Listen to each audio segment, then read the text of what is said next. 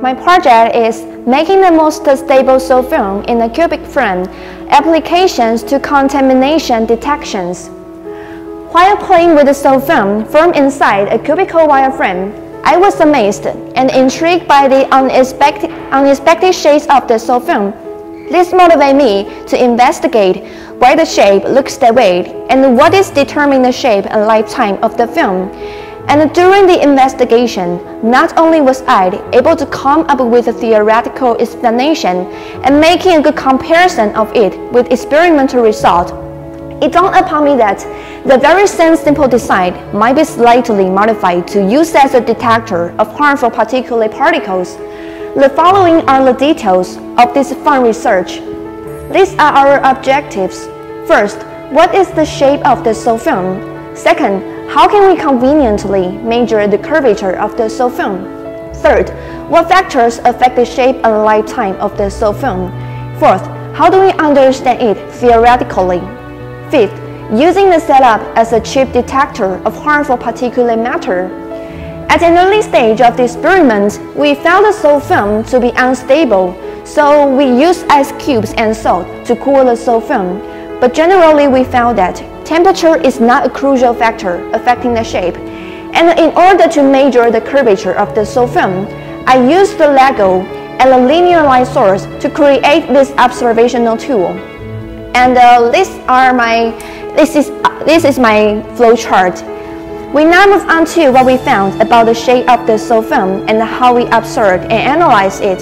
Step 1, we enlarge our photo and adjust its orientation so that the upper edge of the central square becomes horizontal.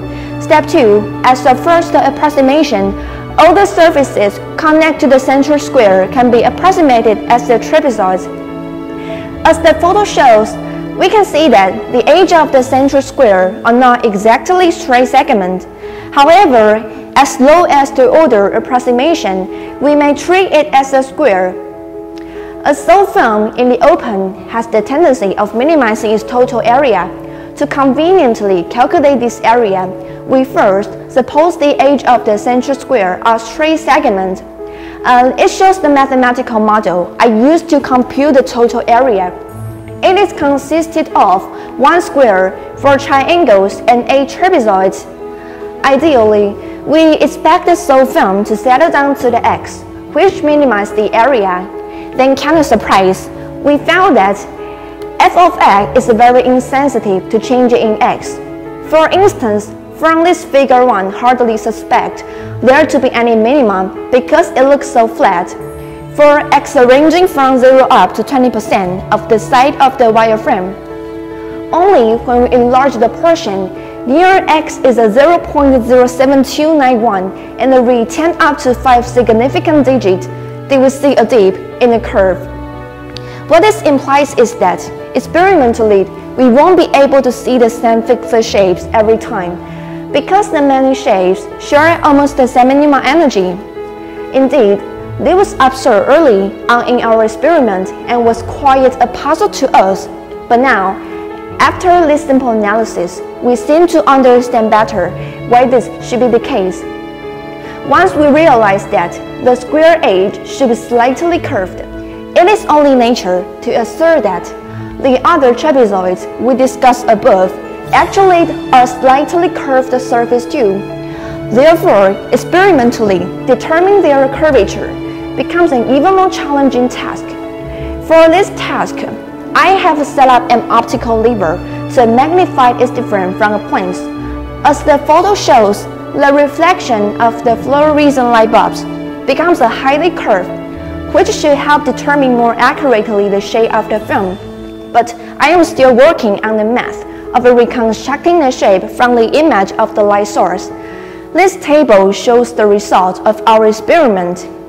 If we look closer, we also see that the edge of the central square are not exactly straight segment, but this is understandable because when 3 surfaces intersect at an edge, the angle between any two must be 120 degrees, and this cannot be strictly satisfied in our current configuration.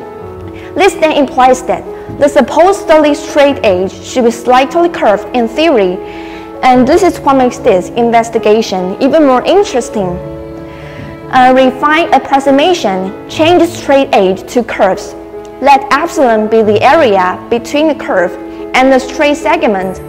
Epsilon can be easily computed by integration, but the coefficient of the parabola must be derived from experiment. So we can get a new function, h of x equal f of s minus 4 epsilon. The error between h of x and f of s is less than 0.25%, depending on each run of the same experiment. Now we turn to a different aspect of the solving story, a possible practical use of this experiment. This is my experimental setup. One side is filled with the air, and the other side is filled with a pollutant air. In my experiment, I use incense as a source of a particulate matter 2.5. Now, this shows the lifetime analysis.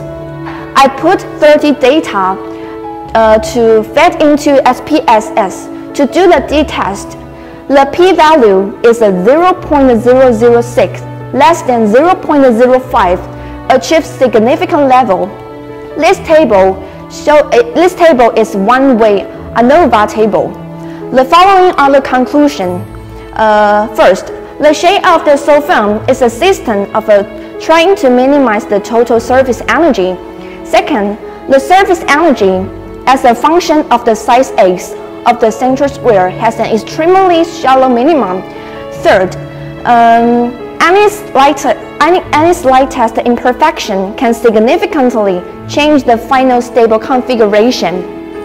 Fourth, the presence of the harmful particulate matters in the air does have the significant impact on lifetime of the solvent. Fifth, successfully design a setup as an easy and inexpensive way of detecting potential harmful particulate in the air. Thank you very much for your attention. 谢谢你，感谢感恩，终于可以吹冷气了。